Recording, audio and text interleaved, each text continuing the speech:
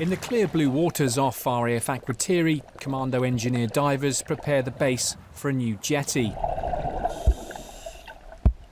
This is Exercise Pinestick, a chance each year for military engineers to spend several months in Cyprus, building, repairing and upgrading a whole range of infrastructure.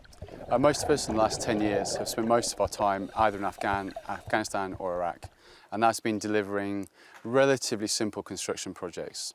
Mask HESCO Bastion projects, which is the big wire baskets full of soil, with an installation inside that isn't that complicated. Tentage, ISO containers with some electrics and power.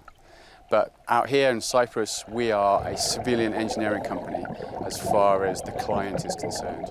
And that brings in all sorts of different variations that we're not used to. In terms of environmental pressures, which are quite extensive, as most people understand here in Cyprus, and also the pressures of money, delivery against a fairly tight time schedule. This year's exercise is being led by 299 Parachute Squadron.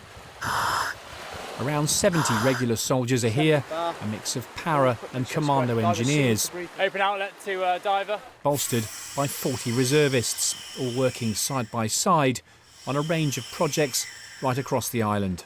Outlet to diver open, 11.5 bar set. The Army diving qualification is an additional qualification. So that they're all combat engineers, they're all tradesmen, and then the divers after that. However, for this exercise being a purely diving orientated task, we've got 7 divers on task at any one time, and then using their experience of their artisan trade, be it a bricklayer, a plasterer, in order to sort of use the wealth of knowledge we've got.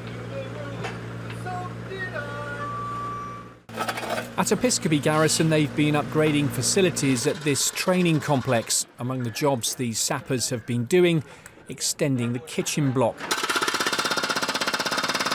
and removing some old, but still very tough, concrete foundations.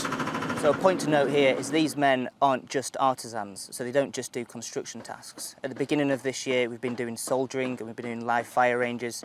Later on in the middle of the year, we were working with the 82nd Airborne over in North Carolina. We were doing large parachute drops into airfields in America. We've then moved out, we've done our own combat engineering training with our unit, 2-3 Parachute Engineer Regiment, and now we're out in Cyprus doing this complex construction task where we're building these raised concrete beams, and it's been a real challenge for the men. Among the part-time soldiers out here is 53-year-old Granville Johnson.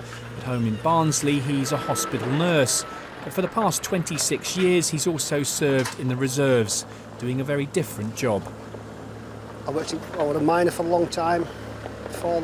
After that, I went wagon driving, then I went to hospital, did some training. That's where I am at present. I joined TA in 1989. Been in 3 different units, twice infantry, then got re-rolled to engineers.